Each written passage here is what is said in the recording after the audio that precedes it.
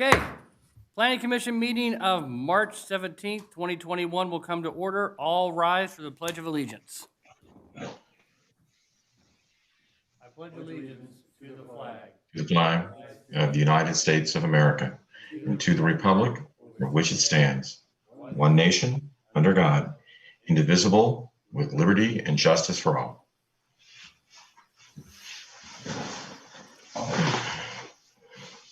The secretary will call roll, please. Commissioner Hodge, Here. Commissioner Rice, Here. Commissioner Gray, I'm here. Vice Chairperson Tolson, Here. Chairperson Mann. Here. May I have a motion for approval of the agenda? Move to approve the agenda. Motion was made by Commissioner Rice, second by Vice Chair Hodge. Tolson? Jeez. I'll just blame it on the Irish. Unless there's any objections, hearing none, the agenda stands approved. May I have a motion for approval of the minutes? Move to approve the minutes. Motion is made I by second. Commissioner Hodge and a second by Commissioner, Second. Gray. yeah, second by Commissioner Gray. She beat you, sorry. It's okay. It's the Irish. Unless there's any objections, hearing none, the minutes stand approved.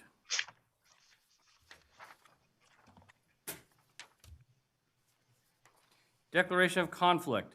The secretary will read the declaration of conflict. If any member of the Planning Commission may have a conflict of interest or any reason why that member must abstain from consideration of any matter on this agenda, he or she should so declare at this time. Are there any declarations of conflict? Okay, moving on. Public statements. This is the time allotted for public statements or comments for all items other than public hearing items.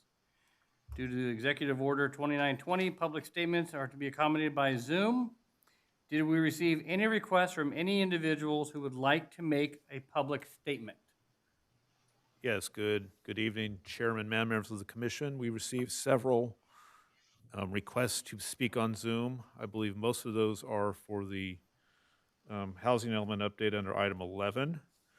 I would ask that if any of the Zoom attendees want to speak on something other than the housing element item, to raise their hand on their Zoom controls. And our associate planner, Naren Gunasakara, is running the Zoom in the back office tonight, so he could unmute people should anyone want to speak on something not on the housing element. Okay, I would agree to that. So if anybody wants to speak on anything other than the housing element, go ahead and indicate so, and we'll get you on.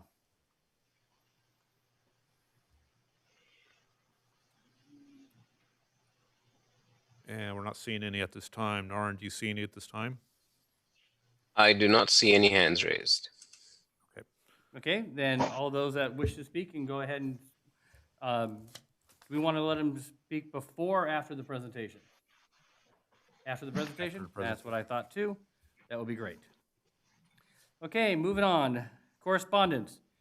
Is there any correspondence from the Deputy Director, City Planner? Yes, Chairman and members of the commission, we received provided you a supplemental staff report to your emails and on the dais for item 11B1, which are additional emails regarding the housing element presentation. You also received a email received after the supplemental went out, which was provided to you on the dais from Ian Shantz. And also we received public statement correspondence, which was also provided to you from Teresa Jordan. And that's all I have. point of clarification, so I have, with Ian Schatz's, I also have attached it to Melinda Chase that came in after as well? Okay, good. Yes, Melinda Chase, sorry, that's on page 3. Okay, just want to make sure we got them all. Any other correspondence or? No other correspondence. Okay, we don't have that, don't have continued business. Moving on to new business.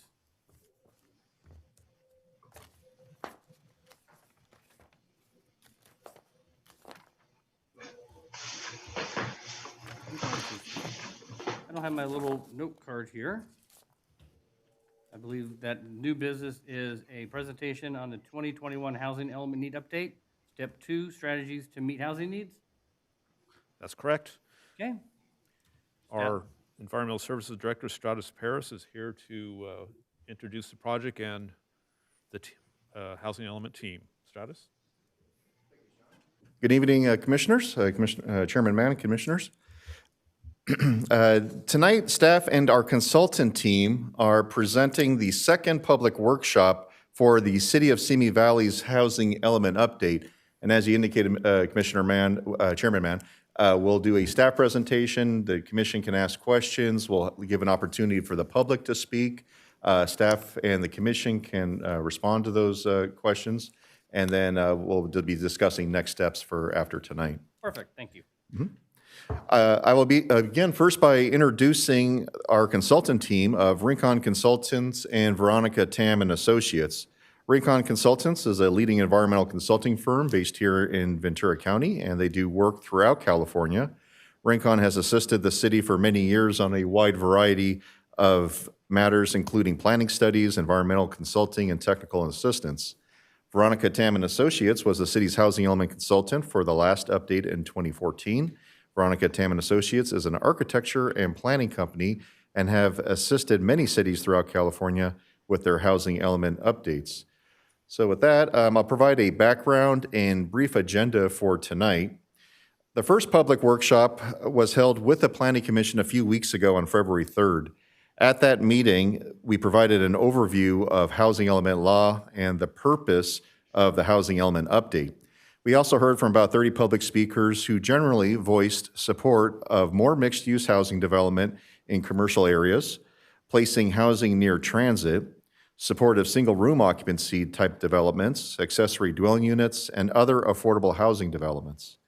Since the last public workshop, staff and our consultant team have made presentations about the housing element update to the Task Force for Homelessness, the Chamber of Commerce, Economic Development Committee, the affordable housing developers, and we have also reached out to local real estate community and other stakeholder groups.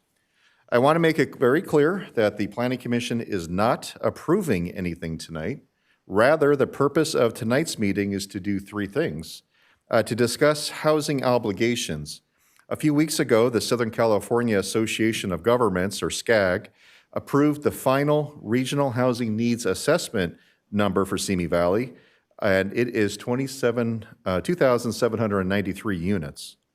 So we're going to discuss strategies to meet that RHNA number. We'll be discussing what the number 2793 means, and in terms of potential rezoning and how we can accommodate that housing development. I guess I want to make it also very clear, when we talk about 2793, we're not building that housing over the next 8 years. The goal, again, is to simply plan for it and to make certain that we have land or areas available within the city if people did want to build housing here in the city, that we have enough land zone. So we'll get into that little nuance. I noticed some of the letters in the correspondence might have been confused on that matter.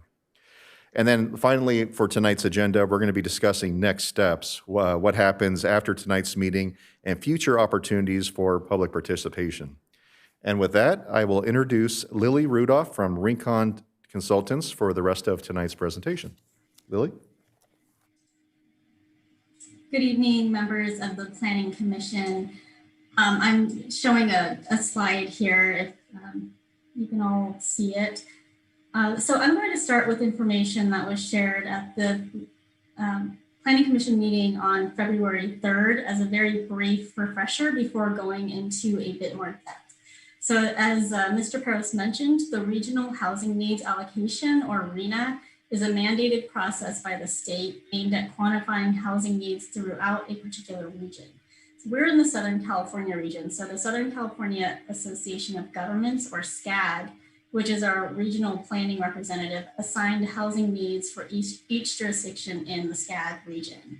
Out of the total 1.34 million units allocated to the SCAG region, the city of Simi Valley was allocated 2,793 units.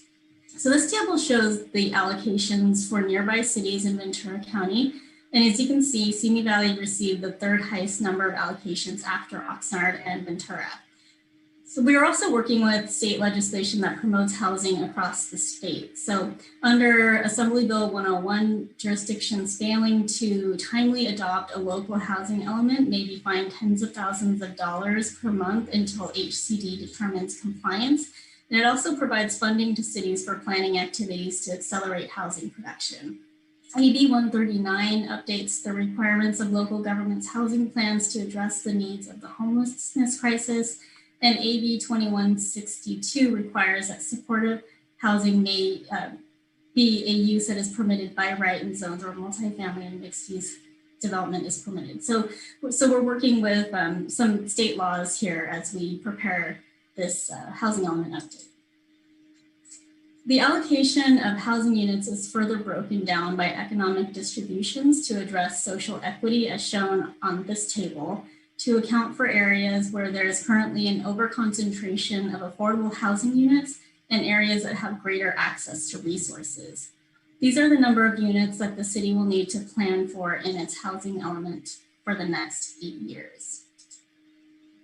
So how will Simi Valley plan for future residential units and meet the RHNA allocation? There are a number of steps that we will take, and these steps comprise what is known as the sites inventory or sites analysis. First, we take a look at pending and approved projects.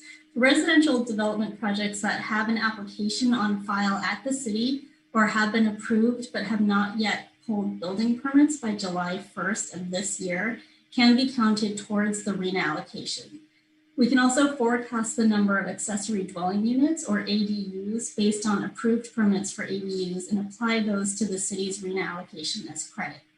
As such, the city has 2,067 credits that can be applied to the 2,793 unit allocation. This map of the city depicts the approved accessory dwelling units shown as blue dots and the projects that have been approved shown in pink. Collectively, forecasting out future ADUs based on historic trends and counting the number of units that have been approved make up the credits that can be applied, that we can apply to achieve our RHNA allocation.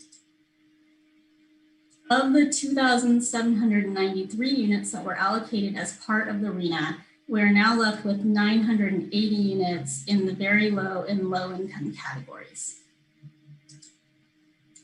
To identify the remaining 980 units, we'll next evaluate sites across the city that have appropriate residential zoning designations and can accommodate residential development in the low and very low income categories, which are generally zoning districts that can accommodate high density housing. In Simi Valley, these zoning districts are those within the mixed use overlay, as well as the residential very high zoning district. We've identified general areas in these zoning districts shown here, and as noted, most of the areas developed, but they can accommodate additional units. So the city updates its housing element every 8 years. And the update we are preparing now is called the 6th cycle housing element update. The housing element that was previously adopted was the 5th cycle. So this map shows the sites that were identified in the previous or 5th cycle housing element. These include sites where development has been approved, shown in pink, where residential units have been built in green, sites that were identified in the 5th cycle sites inventory for residential housing, but were ultimately approved for non-residential development, that's shown in orange, and remaining vacant and underutilized sites in lavender and turquoise. The vacant and underutilized sites are what we are working with now during the 6th cycle. That said, just identifying sites that are already zoned to accommodate housing won't achieve the 980 units we need. So we need to identify sites in the city that can be rezoned to help us meet our RHNA allocation. Sites that are rezoned would be subject to a number of standards noted here. So in addition to zoning map amendments to rezone sites, we may also need to update the city's development code to implement these requirements. We have started reviewing potential areas where rezoning could take place, shown as blue on this map. The pink areas are already zoned to accommodate housing. One key area is the half-mile area around the Metrolink station, which is circled in yellow, as it is important that housing is located in proximity to amenities such as public transit. And with that, I will now pass the presentation to Mr. Paris.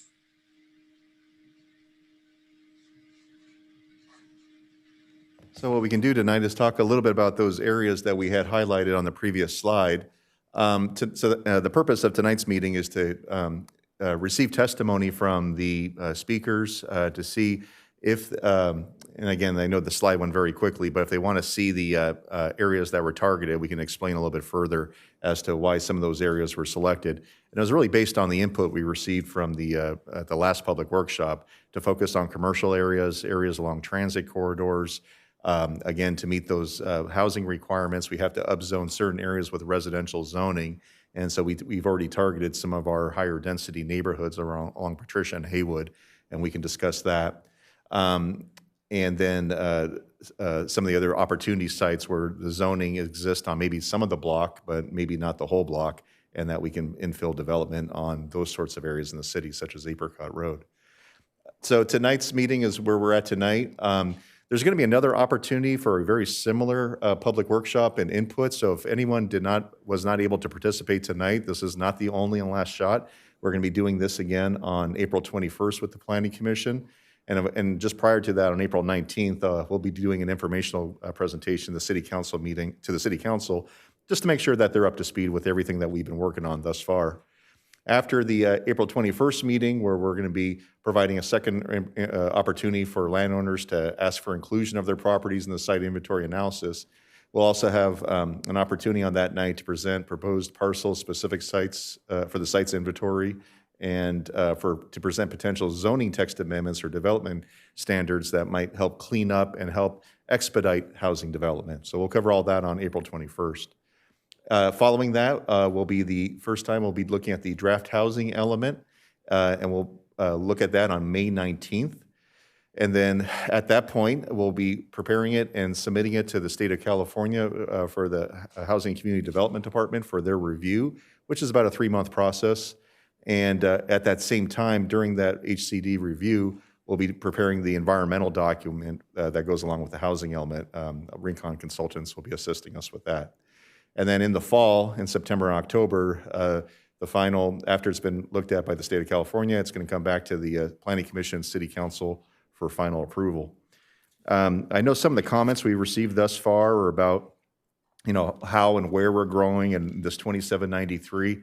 But I wanted to point out that tonight and also in that meeting in April, this is where the city can affect local control, meaning it's up to the residents, the Planning Commission, the City Council, everybody, all the stakeholder groups to say where they want Simi Valley to stay exactly it is. Let's say preserve our open space or our single family neighborhoods, but also at the same time, where they are willing to accept new development and what will preserve the best parts of Simi Valley, but also accommodate all the young people or other people, the workforce housing, all the different types of housing needs that we're trying to accommodate here in Simi Valley and where that should best occur. So this is the example of local control. We decide where we want to build, and that's one of the, hopefully the goals. There's some people, one of the main outcomes I hope people remember as we go through tonight. So with that, we'll conclude staff's presentation of the workshop. I know there was a lot of information covered there. If you have any particular questions, we can go back to it. I'd be happy to answer any questions, and the development team, the consultant team is here, is available as well. Thank you very much. I do have one question. Well, wait, please. Okay, Mr. Peros, in the past, we've talked about the possibility of annexing land into the city that's currently county land. Would that change our RHNA numbers in any way if the city was to get bigger by annexing land? No, I wouldn't say it would change our arena numbers. I think there's a lot of that goes into that formula, not necessarily area. Annexing is very difficult to do.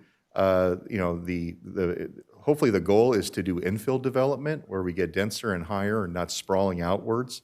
And there's less opportunities really to sprawl. We have a few areas targeted, but whoever does annex next has to bring in all the county islands, and that's some things that some projects are wrestling with. So, yeah, it's easier said than done, but I don't see annexation as being a immediate tool in our toolbox until the right project comes along that can pay for all those, or at least overcome those island oppositions. Okay. Thank you. Okay. I have a question. Sorry, Commissioner Hodge, by all means, please.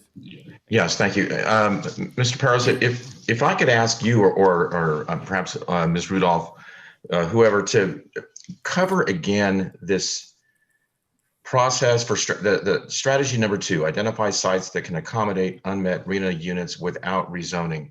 I'm a little unclear as to what that would look like practically in terms of trying to attract builders in those areas that could build in the currently zoned spot. What specifically would we be looking at doing in those areas? I think I'll start first and I'll turn it over to Ms. Rudolph. One way to look at that 2793 number that we received from SCAG recently is that the entire number does not need to be accommodated by rezoning areas of the city. About a third of it, about 900 to 1,000 units, only needs to be accommodated by rezone. We do get a credit for all the work the Planning Commission has done over the past year with projects. Let's say the Farmers Building redevelopment project. That was one that required a general plan amendment, and we put in about 164 units. That wasn't really part of our last housing element. It was something that required a general plan amendment and a zone change. So we added housing there. So we get credit for that. We get credit for all the ADUs. We get credit for a lot of the other projects we've done. And so that takes up about 2/3 of that 2793 number. So it's that multi-pronged approach to doing it. We still have a lot of areas that have been previously zoned through the prior housing elements that have not been taken advantage of, so they're still underutilized. But we feel that to best target some of the specific housing, that those would be the ones subject to the rezone. So I can ask Ms. Rudolph to speak if I didn't cover anything else, or if I did answer your question, Mr. Hodge, if you have anything else further you need. No, actually, I think that you covered it well. Thank you. Okay, thank you. Who's Mr. Hodge? Commissioner Hodge. That's okay, we got it. That's his dad. Other questions of other commissioners? Okay, so while they're figuring out their questions, so we provide the zoning, we provide everything that a developer needs. If the developers don't come to town to build, That's fine. we don't meet our arena numbers. Yeah, we meet our RENA number by having the land available. Got it. We have the zoning available. But all of this is dictated by the market. If there's a recession, if there's not a recession, the Planning Commission does a lot of great work about reviewing and approving a lot of projects, and sometimes those never get built. Right. But it's not for lack of trying on our part. There might be a housing crisis throughout California, but we are doing our fair share. We have, every city needs to be able to accommodate some amount of housing growth. And we're doing our fair share by zoning land available for it, having rules in place that facilitate that development, and all those metrics. So that's the goal here. We just don't want to put up a stop sign and make it so difficult that nobody can do anything. Got it, thank you. Any other commissioners have any questions? Okay, hearing none, let's go ahead and open it up to public comments.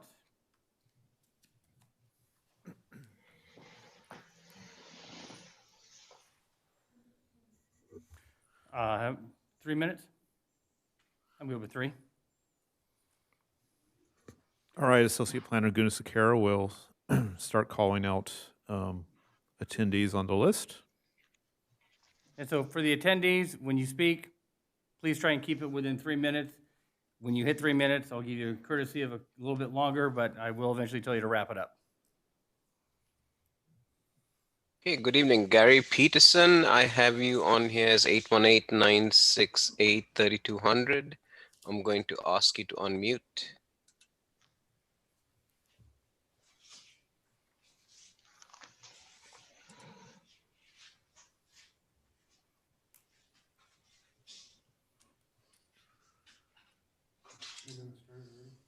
Gary, you're with us?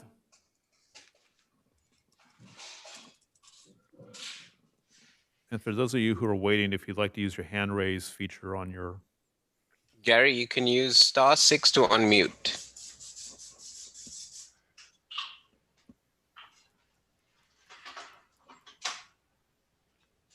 Okay, we'll come back to Gary. In the meantime, Stacy Vanderschaff has her hand up, so I'm going to ask her to unmute and allow her to speak. Hello, can you hear me? Yes, we can. Hi, my name is Stacy Vanderschaff and I am a resident of Simi Valley. I've taken some time to ask my fellow Simi Valley residents why they chose to live here as opposed to other nearby cities. Most of these people consider themselves refugees from the valley. Others came from out of state or other parts of California and specifically chose Simi Valley for the range in housing options, the open spaces, and the quality of our local public schools. Most of the people I know share the sentiment that they don't want to see Simi Valley turn into the San Fernando Valley. I know that there's a group of people in the city who loudly espouse this idea that not wanting Simi Valley to turn into the San Fernando Valley is somehow racist. That's totally ridiculous and inaccurate. It has nothing to do with racism or anything of the sort. It has to do with not wanting traffic congestion, high density housing, increased crime, more air pollution, and parking issues in existing residential areas. It's outrageous that bureaucrats 470 miles away are dictating to our city what type of housing we should have and what our city should look like. The people who live here have a vested interest in maintaining Simi Valley's small town appeal and open recreation areas. We do not want Los Angeles-esque skyscrapers and dense housing. We don't want the state demanding that our taxpayers subsidize low-income housing. Low-income housing is a drain on the local economy, something we don't need with already struggling businesses that are closing because of government overreach that is actively hindering small businesses. We need to attract residents who want to contribute to our community and our local economy. That is why I'm urging the Planning Commission to reject any additional housing proposals that include high-density subsidized housing in favor of single-unit residential dwellings and impose encroaching on our existing open spaces where hikers, bikers, runners, and families choose to recreate. Thank you for your time and consideration. Thank you very much for your input. Next. And I'm going to ask Jackson Piper to please unmute. Hello.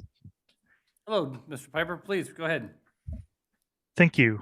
My name is Jackson Piper. I am a volunteer lead with Ventura County YIMBY, a organization formed within the last few years to advocate for more and better housing throughout Ventura County.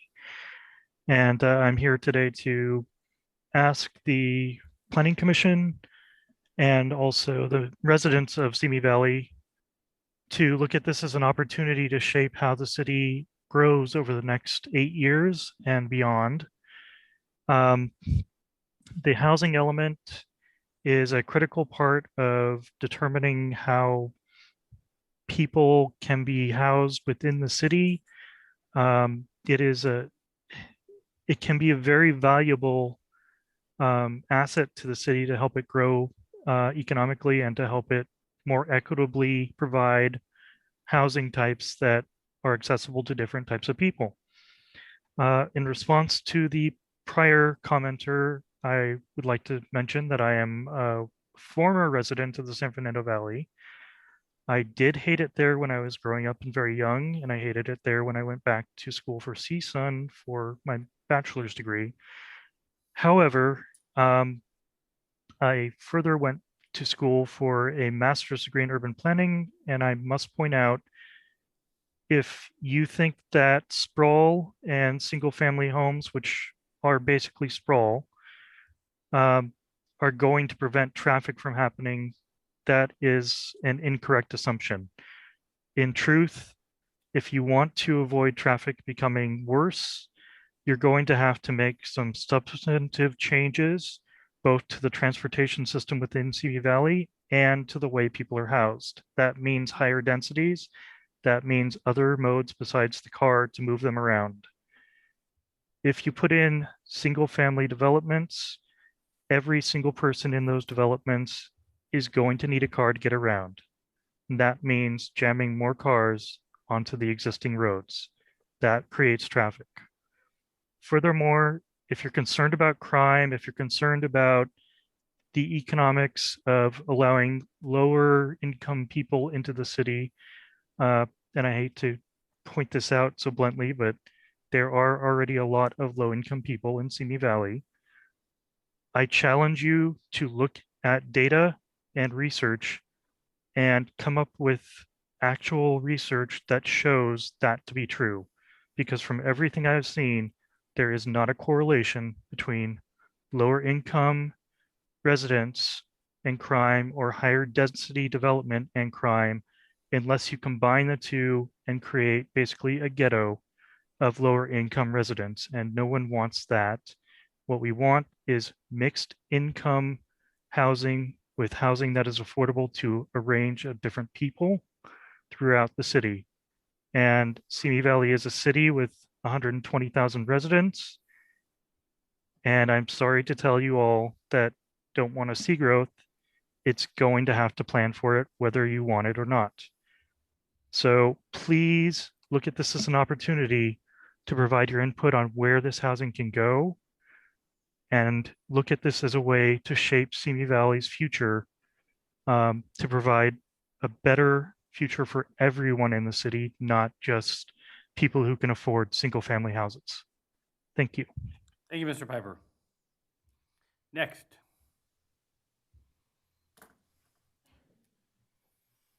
Next, I am going to ask Molina Albaron to speak.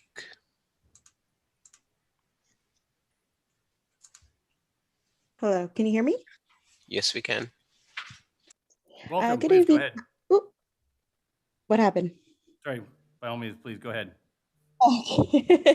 Good evening, Planning Commission. My name is Marlene, and I am a lifelong resident of Simi Valley. As I look at the city, I see that there is no housing that fits my needs or my budget. I would like for our city to plan for more affordable and workforce housing, stop putting up barriers for housing. It's making it less and less affordable for the younger generation. I can't continue to live here if the only stock of housing are single family homes that I cannot afford. I want to see affordable multifamily housing, which will allow for better use of limited living space we have in Simi. I want us to encourage single room occupancy, studio apartments. I am excited to see what the Topo loft project will look like. Simi Valley is a growing city and we need to plan for it. We must be proactive in doing our part to plan for housing for all the community. I want to see duplexes, fourplexes, single room occupancy developments, low-rise mixed-use buildings, housing near transit and public housing. I want to remind everyone that tackling the various housing issues we face is not only tackling the housing crisis, but addressing the social and racial disparities and discrimination that have been in the basis of housing policy. I am requesting that the city ban additional single-family housing zoning. I can't stress enough that we need housing for millennials and our unhoused population. Thank you. Thank you very much.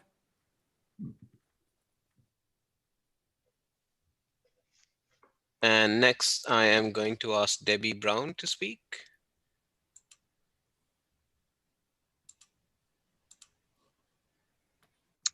Thank you.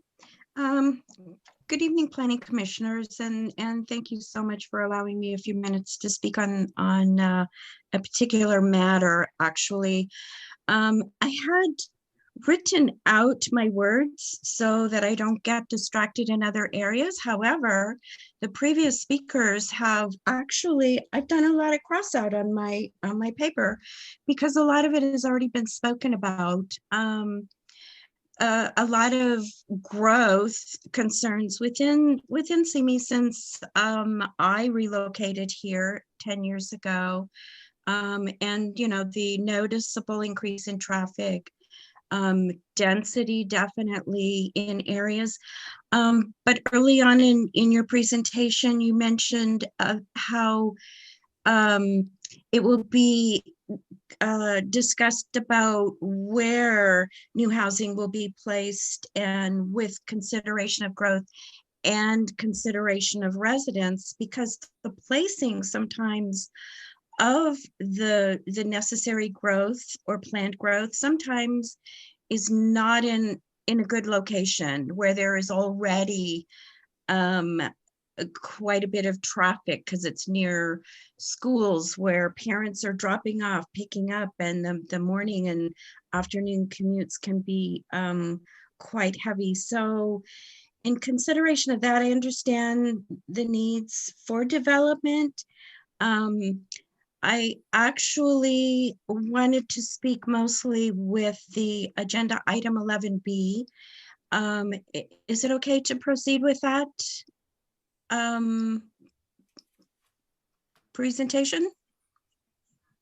I'm sorry, one more time?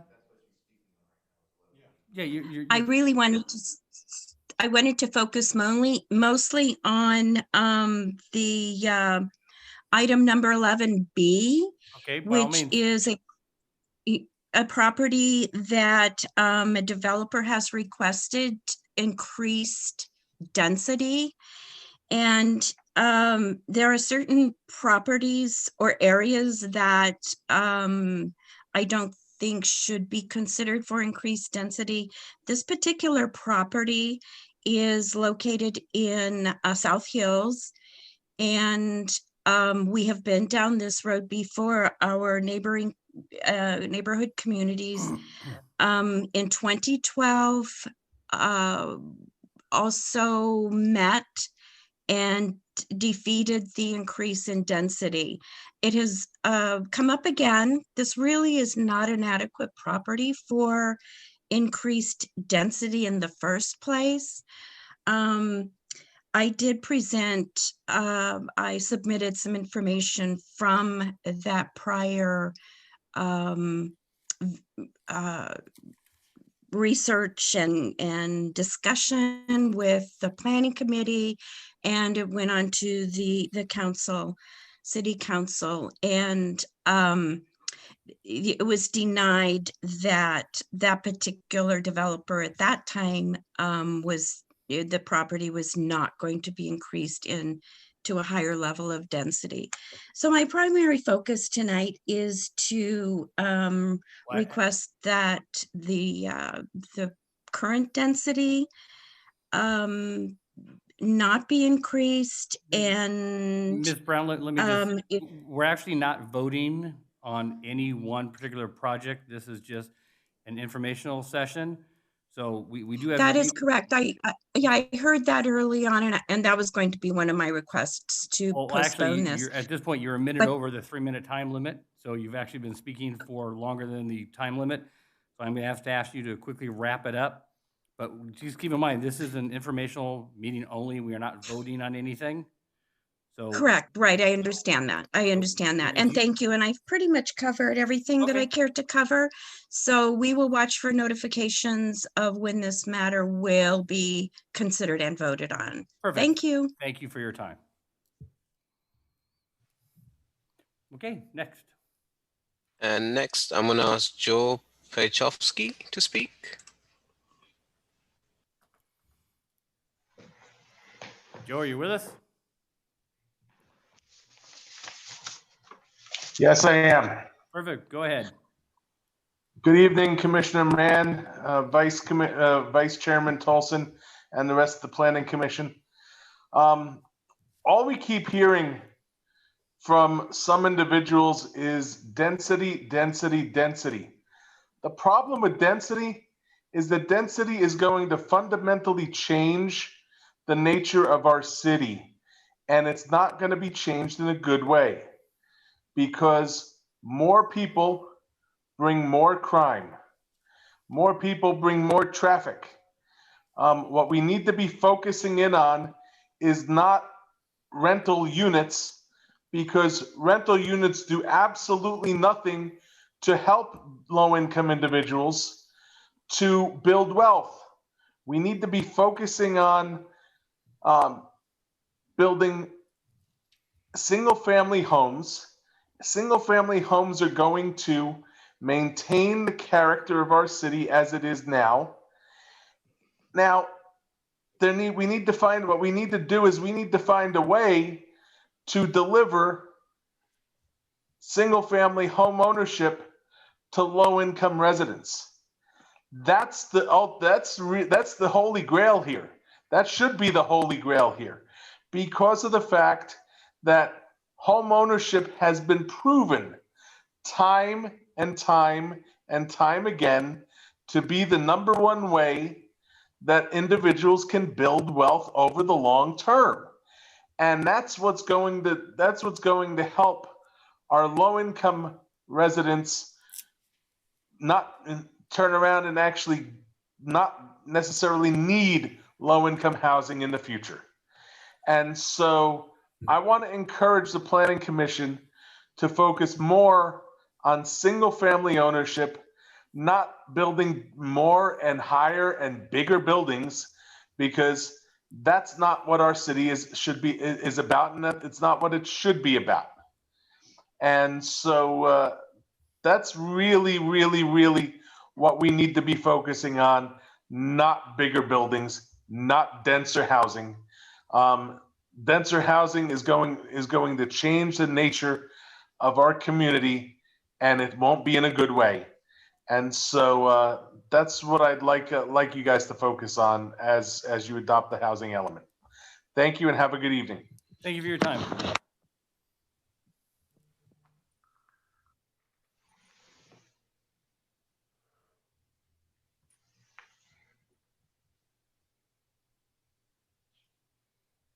Do next. I'm sorry.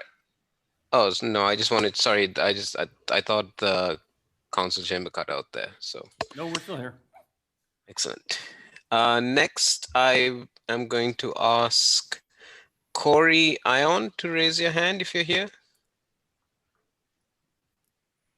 Remember, if you're calling in, *9 will raise your hand.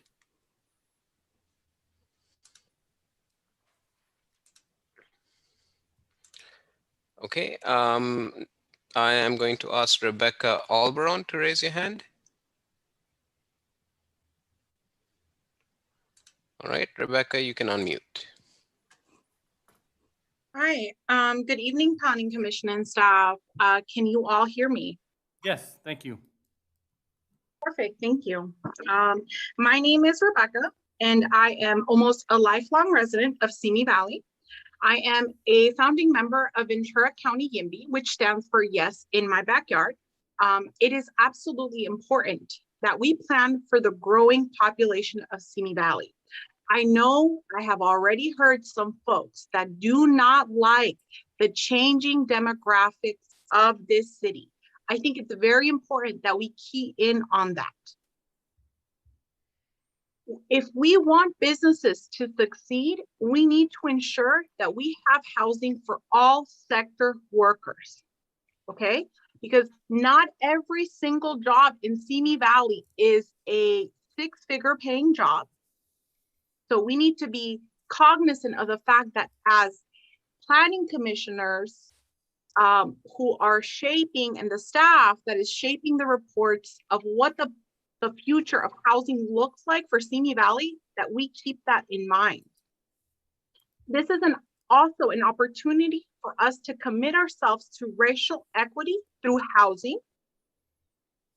There are cities that have a growing population like Simi Valley that are white flight cities. Many folks have expressed they do not want to become the San Fernando Valley, yet many of those same people all work in LA County. So important to note. I also have reached out to multiple Simi Valley residents who have expressed that they want diverse types of housing.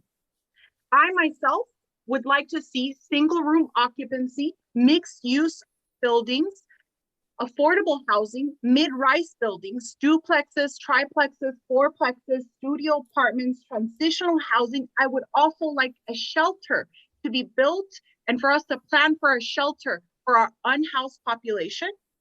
I would like to see a streamline of ADUs, the process for approvals, public housing, supporting Section 8 programs for those that cannot currently afford to live in this city, tiny homes, container homes, housing near transit. We need to plan for upzoning. If we don't want to build into our hills, we need to seriously look at what land is available and make, the best use of it. I am also requesting a ban on single family only zoning, and the demographics of the city are definitely changing.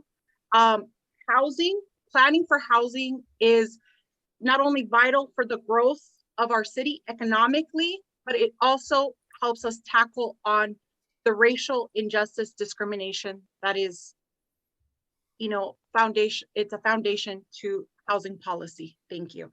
Thank you for your time and your input. Next. I am going to ask Judy McLean to raise a hand, please. Right, Judy, I'm going to unmute you now. Good evening, commissioners, Director Peros, and consultants. Thank you for the well thought out presentation tonight. It's informative. This is a large challenge for any city to take on, to try to figure out where to add units and to accomplish the RHNA goals. I truly think that the city is doing a great job. I'm here on behalf of Mike Rovner, and we appreciate the city including his property in the parcels we're looking at for possible rezoning. And we look forward to being a part of this great city of Simi Valley and adding some well-needed housing for the community. Thank you all for your time. We appreciate it. Thank you for your input.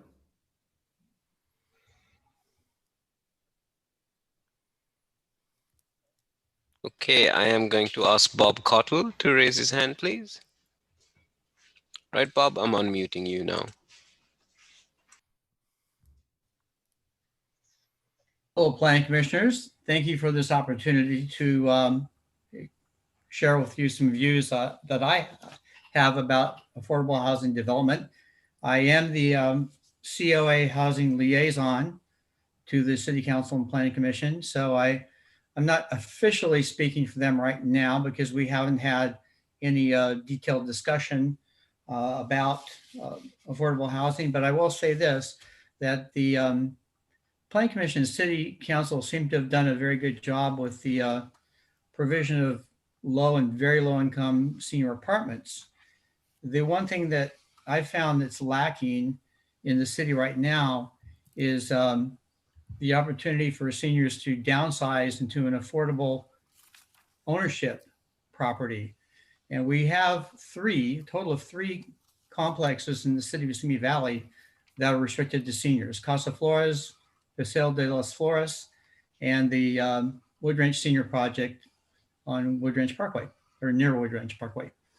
We have a total of 14 units in the Wood Ranch that are affordable, 1-bedroom units, 1-car garage, and we have 21 affordable in the Paseo de las Flores. So we have a total of 30 some odd affordable senior units in the entire city of 33,000 units approximately. So what's happening with seniors is they're retiring and they have maybe moderate incomes. They paid off their home or they paid it down a lot, and they're moving to Arizona or they're moving elsewhere where they can find affordable homes because maybe they don't want to mow the yard anymore. Maybe they don't want to have a house that they can be a handyman and start painting and repairing this and that in older homes. And I found that the Paseo de las Flores, for example, very popular, but there's nothing really available. There's a handful of resales, that's it. So that would be nice to focus, something to focus in on. And I know that the city has had originally planned or approved a project in Ronco Canyon, which is a fairly sizable senior development with a number of affordable units. And that was, well, that went away. The developer has paid an in lieu fee in lieu of building those affordables.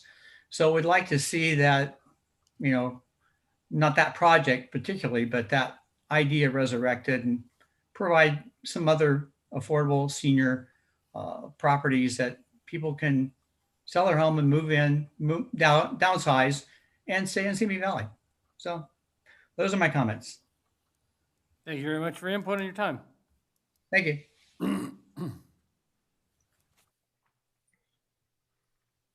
Okay, I am going to ask Mohammed Bolat to please raise your hand if you're here. Just a reminder that *9 on your phone will raise your hand.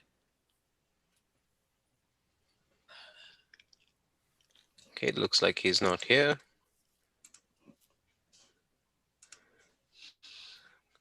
I'm going to move on to Ms. Anna Montano. If you're here, please raise your hand.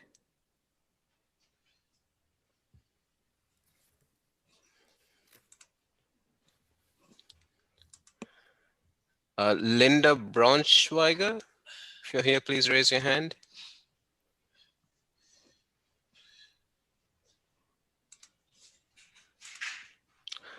Okay, going back to Gary Peterson, 818-968-3200.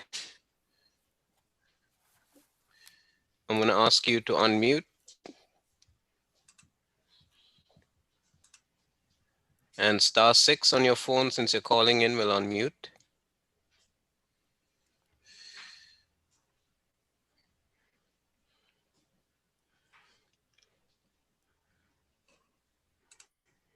Okay, moving on. Is there anybody on the list who wishes to speak but has not had an opportunity? Please raise your hand.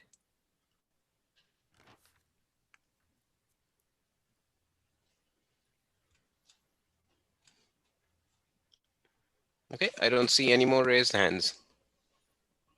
And we tried to reach out to Corey, I think was the only last one that was on the list that did not answer. Yes. Okay. Then, ladies and gentlemen, thank you very much for your input and your time. Mr. Peros, comments? Okay, thank you, Chairman Mann. I did listen to the speakers. I made some notes here. I'd like to answer some of the questions that I heard or provide a deeper explanation. Also, I'd like to maybe share the exhibit that we had prepared as far as targeted areas of the city that are being considered. One thing I would like to, again, people are taking these two different extremes. We want this type of housing, but not that, or vice versa. You know, we want all single-family residents, but not affordable. The goal here, I think, in Simi Valley is to have a diversity of housing types. And I always say it's from penthouses to tiny houses. And the reason I say that is because we need housing to accommodate everybody, all economic stations in life. One person needs different types of housing, as I said before. You know, you may early in your life need an apartment after, you know, let's say when you leave your parents' house, hopefully you save up a down payment, you buy a house, maybe a second house after that. Maybe you want to downsize to, Mr. Cottle was saying, to a smaller senior unit, maybe a retirement facility. So one person as they age is going to need all types of housing, and hopefully our housing stock reflects that. One thing I would like to point out, people, when they look at a map of Simi Valley, there isn't vast land available for new single-family subdivisions. We're not building that way anymore. We did that the first 50 years of the city's existence. The city is filled in.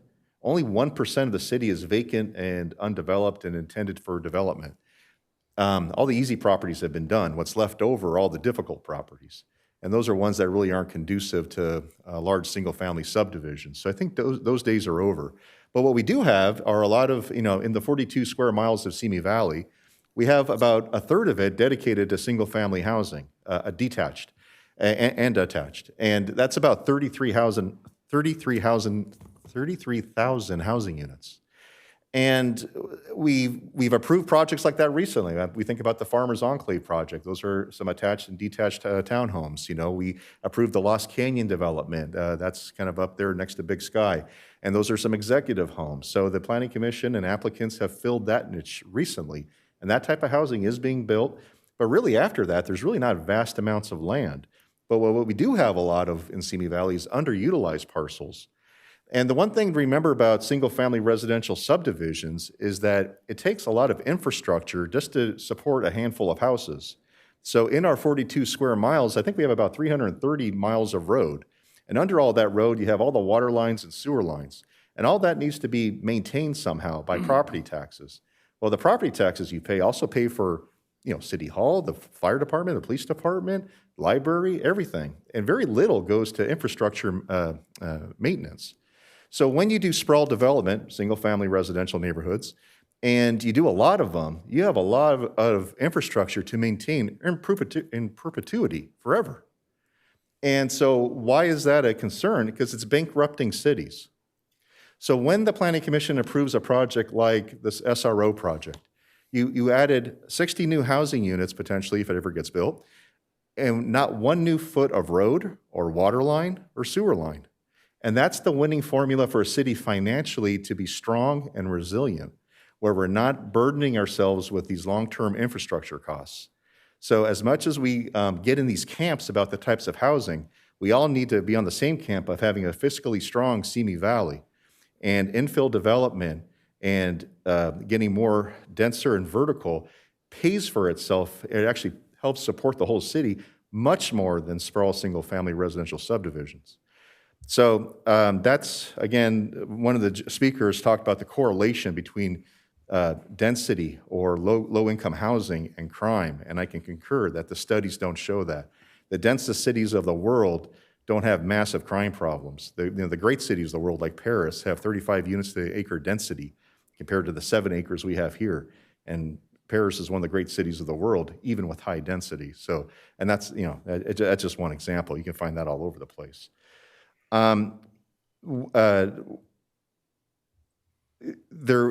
This map actually is one of the things I did want to spend a little bit of time talking about, because this is where, as staff, listening to the public, listening to the commentary we received, we try to fill in the gaps here of where we think it makes sense. And I know all of these concepts sound great until it's built right next to you, and then people tend to oppose a project. But we're looking at what does Simi Valley have and what can we take advantage of. So let's start with that circle, and that's our Metrolink station. And one of the goals through the state housing bills and everything else is to put more housing near transit. Now, unfortunately, our Metrolink station is up against a mountain, and it already has some built-out neighborhoods. It has the park right next to it. We have the Smart and Final Shopping Center. And we've previously, you'll see in the pink there in that circle, areas where we previously upzoned or designated for mixed-use development. Well, again, just because we upzone it or put a layer on there doesn't mean it gets built, and the market hasn't responded to that.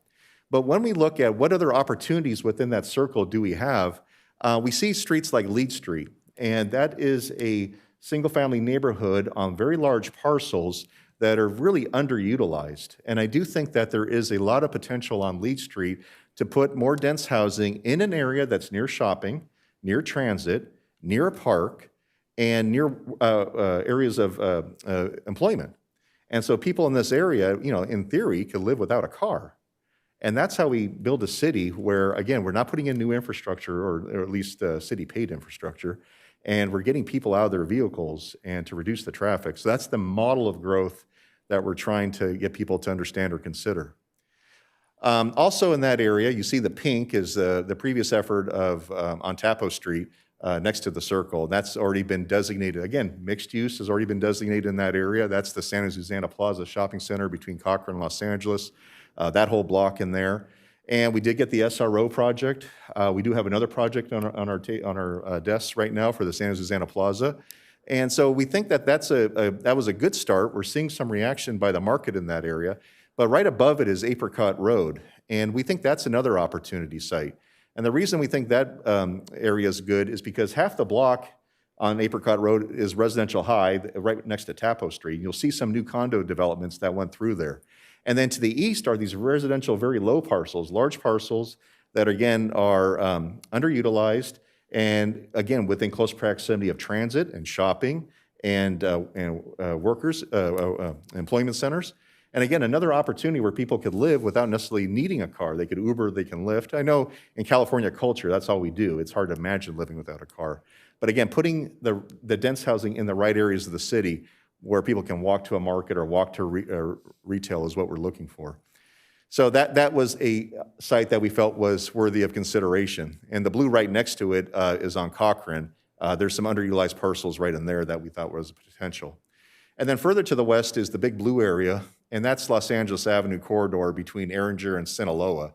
Now, at the previous housing element, it doesn't show up in pink, but the area on the north side of Los Angeles where the cursor is indicating between east of First, south of the railroad, north of Los Angeles, all that area is commercially zoned and has a mixed-use overlay already. But we have seen zero housing development in that shopping center. It's multiple parcels. Sometimes it's education. Do people even know what their zoning is? So when the theater over there closed down recently, I had a conversation with that owner to let him know what he could do with his property. He had no idea. But again, he hasn't been able to make something happen there at this time. But so we were thinking if we were to do infill development, if we were to put more dense housing, that corridor seems to be a good candidate.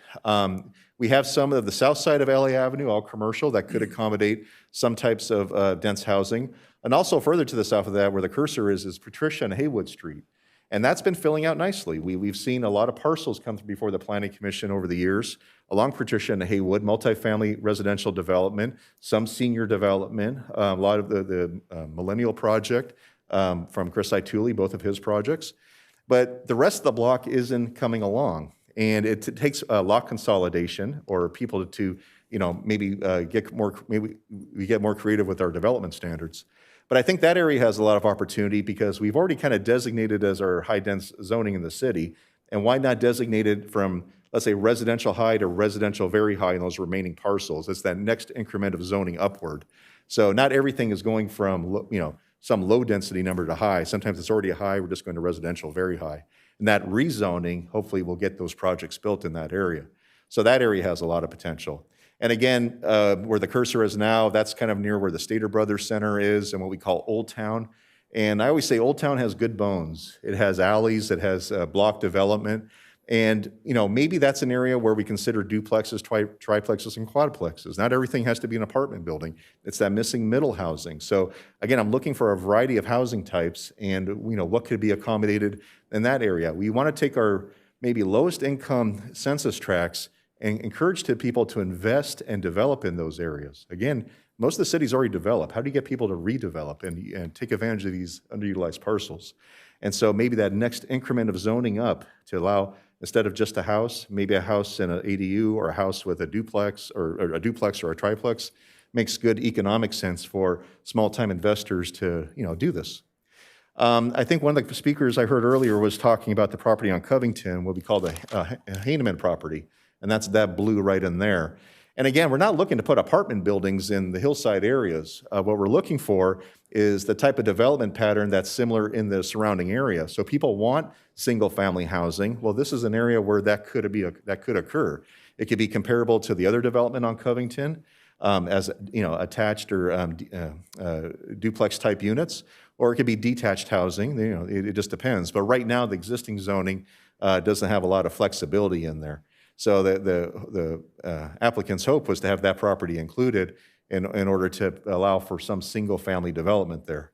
And then I think I heard one speaker talk about the Rovner project, and that's up at the top of the map there. And that was an earlier effort to, through a general plan amendment and a rezoning to do a development pattern there. But that property would be consistent with our general plan as far as finishing off the infrastructure on Walnut Street.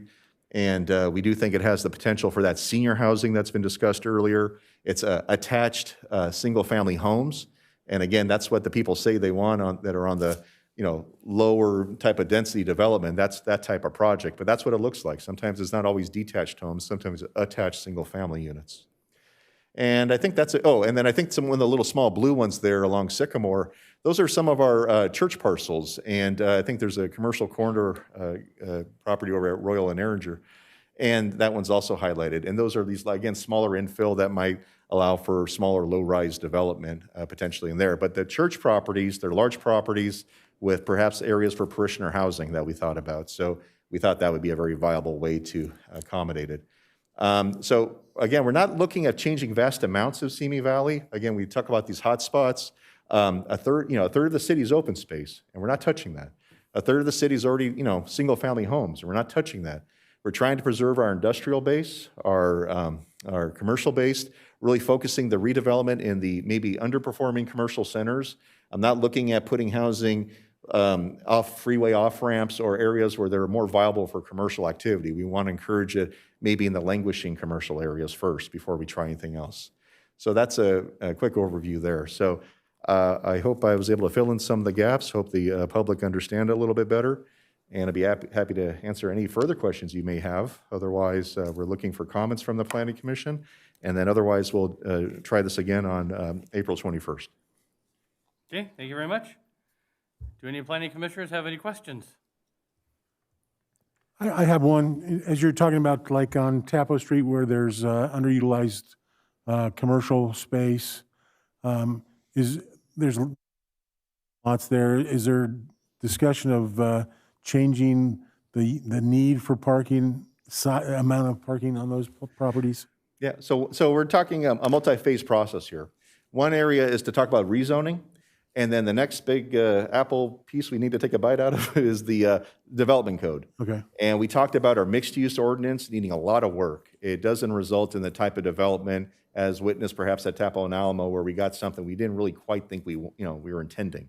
And so maybe it's tightening up our development code and to make sure we have the right form and design, but also look at parking. What is realistic? Why do we have a suburban standard of parking applied to a infill commercial shopping center type of development where we're relying on transit and Uber, Lyft, and bicycle ridership and trains and all that? So yeah, that is a big part of the solution going forward. And that may occur, that's more than likely, we're going to do our housing element first and then the development code update after that. And some of the pieces we'll try to do along the way. Thank you. Request to speak. Yeah, by all means, yes. The one thing I don't notice on there is Valley Fair Street. I know we've had conversations in the past about Valley Fair. So Valley Fair, again, that's in that pink area near Tapo Street, I think is where you were. Is it in the pink or is it? So it's right along the railroad track there. Yeah. And some of it already has the mixed-use designation. Let's say that the area is close to Tapo Street, where I think the church has their parking lot. Yes. That vast Old area. Jack Shoes. Yeah, that area is already designated for mixed-use development, 20 to 35 units per the acre. And sometimes they may know it or they may not know it, but very, very viable site for infill development. All right, thank you. Mr. Hodge, Gray, any questions? Yeah, I just have a sort of a procedural question for Mr. Peros. I'm sorry, what's your title these days? It's a big one. Environmental Services Director. Director of Environmental Services. Okay. So that we can understand when we do look at this in April and try to get pretty granular with it, will we be sort of consistent with Commissioner Rice's most recent question? Will we have some clarity as to what the neighboring zones are so that we can evaluate sort of the transition zones and get an appreciation for the impact of what the proposal might be with respect to rezoning? I think we can accommodate that. Right now we're taking the 50,000-foot view at this, but if you want us to zoom in tighter and show you at a granular detail as to what is the context of these changes in the surrounding neighborhood and what's remaining and what's changing, I think that's something we definitely can accommodate. For me, I think that would be helpful. Okay, so I would appreciate that. Thank you. I got a question. Yes, sir. What about the mall? So what I say about the mall actually has some mixed-use housing, right? We have the Avalon or Jefferson Apartments there at the top, right? So it has some housing, and there's a vast infill opportunity there.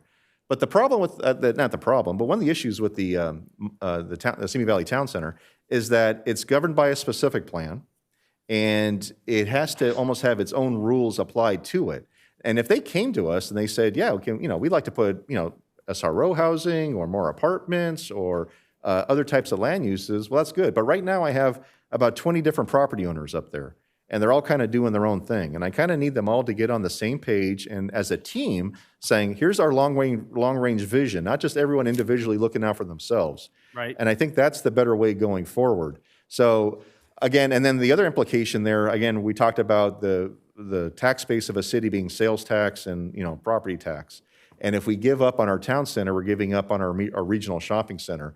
But when I say give up, I mean, what if we demolish Macy's, demolish underperforming parts of the mall, Babies R Us, any of these vacant, areas, and replace them with housing? We kind of diminish our limited, only 4% of the city is zoned commercial. So if we take away commercial, where do we add it again? Mhm. And so that's always the concern. So I think the town center, I would rather be very strategic with. Maybe that team gets together, comes to us, and we can do a whole amendment outside of the housing element update process. But if what I'm hearing from anybody else is let's include it, we have time to include it. I don't want to take it off. I'm just looking at the areas that have less, maybe more infill opportunity, a little bit more targeted infill versus the town center, which is a little bit more of a massive concept. My other question is there any more land available at the southern terminus of Sequoia, up where you had the recent development, or is all Are you talking that- about the Runkle Canyon development down in there? Is there anything in Runkle Canyon that can be? I think as far as that specific plan for that area, it's laid out. Now, what you're going to be seeing on April 19th, or no, maybe in May at the city council, is that group coming to us with a possible general plan pre-screening to talk about tweaks to their specific plan. Okay. What to do with that senior development site, what to do with executive homes. And that's something that's, we received an application on. And again, it's not a formal application, it's just a pre-screening to start a discussion. And so we're looking to do that probably in May with Runkle Canyon. Okay, one more, I don't mean to dominate. Tappo Canyon, just to the west of Walnut. Large developmental piece of land there. To the west of it, there's Lightning Ridge Way, I believe. Yep. That's got some houses on it. Yep. So there is an earthquake fault in that area, and I think it's prevented some development from occurring on that large parcel in the past. And I think the person that owns that property has never approached us. I think they're aware it's a large parcel, possibly could be included. But I try to make a point, what we picked here was very viable areas. I did not want to put something just to meet a color on a map but never get built. And I think that one, due to the underlying earthquake faults in that area, might be better off not being included at this time. If they want to come on their own time or in this process or at a later time and have us consider it, that's always a possibility. But for right now, for this exercise, we did not receive any interest on it. Okay, perfect, thank you. Any other questions for any other commissioners? Yeah, I do. In one of the previous slides where you had things already in process, there was a part that, no, I think it was a different slide, but it had to do with the unincorporated area. It actually went up to the west end. That's the one. And are you talking about that large pink area there by the town center? Right, the one that goes just to the west end of Big Sky and above the mall. What is that? Oh, so that's what we call the North Canyon development. That is the area if, what's it, Falcon Street and First Street were ever to be extended. That's that area of town. You see a stub street there right now at Falcon when you probably go to Big Sky. Yep. And that's where it'd be leading into. So the North Canyon development has actually been in the city's pipeline for, well, before I ever started here, and it's still in the pipeline. And the next step is to, get through the rest of the entitlement process. They've been doing a lot of California Environmental Quality Act CEQA analysis on that property. And in theory, what they're proposing on that site is a single-family residential subdivision, about 160, 200 homes, I guess, and also a senior residential development, multifamily in that area. Again, it's just being proposed. It hasn't been entitled necessarily, but it's been in the pipeline. And that's why you got the pink color right there. That one does require ultimately to be annexed to the city. So even if the Planning Commission and City Council were to approve it, then we have to look at annexing that site and more than likely the 9 islands that exist in Simi Valley. You'll see that in the gray area throughout the map. Near Sinaloa, along Walnut there, Presidio, all over the city. And those areas would have to also be annexed into the city if we do the North Canyon development, or whichever project comes along first that wants to be annexed. So Yeah, that's the challenge of growing outward anymore. And is there any plans, because at Erringer and Lost Canyons, it's a dead end, but it looks as though Lost Canyons going west would continue and connect someplace like First Street or someplace. Is there some development for that? Sean, do you have the general plan map? So we're going to show you another map, and this shows our general plan. That's actually what we call in the city's sphere of influence. It's in our ultimate build-out, but it also would need to be annexed. And one of the challenges of it, I mean, it's a large area, but a lot of it's owned by Waste Management. And if you were to look at, maybe this one doesn't show it, Sean. It is showing. Yeah, this one kind of. Yeah, it's to the left of there. Yeah, it doesn't quite show it for some reason. This shows what's within the city limits currently, but it doesn't show the area outside the city limits, but within our sphere. So if I were to show you another map, what you'll be seeing in that large white area where that you're referring to, Commissioner Gray, is area intended for industrial development. And ideally, what we like to do with that area is perhaps movie studios.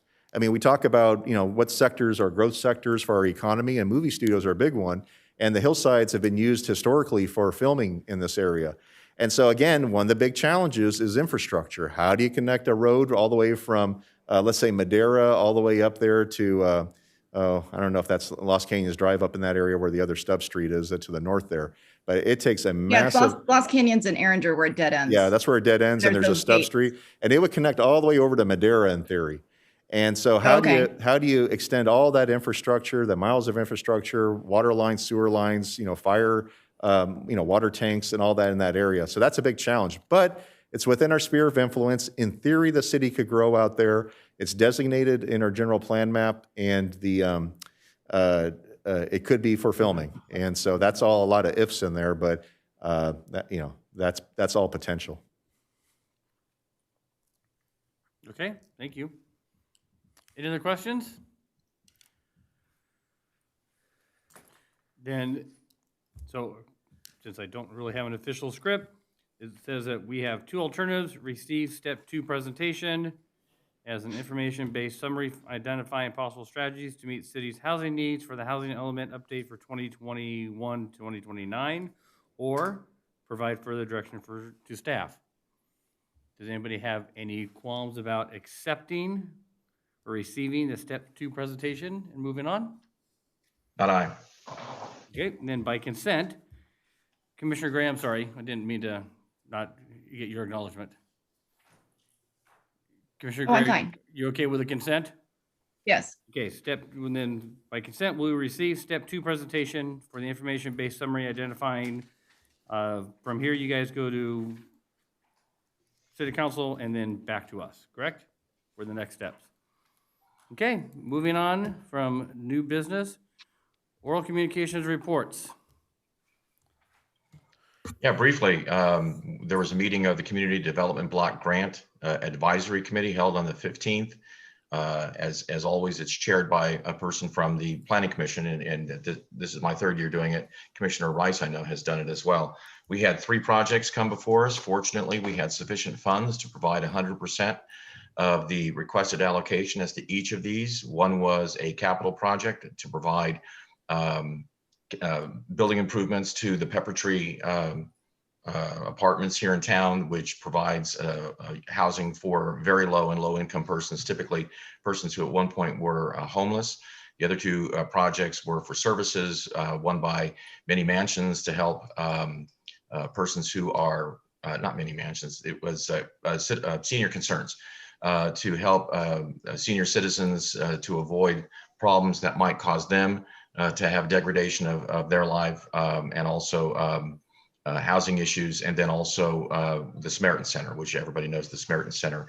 It was money to provide tracking services as well, case management services actually for people, and all very excellent applicants performing good work in the city. And fortunately, we were able to fund 100%. Recommendation to the City Council to fund them at 100% level. Thank you very much. Any other commissioners or any staff have anything to report? Yes, Chairman Mann. The Next planning commission meeting is April 7th. We expect to have one item on that agenda. It's regarding a wireless telecommunications facility, which we haven't brought to the commission in quite a while. So we'll look forward to that. Okay.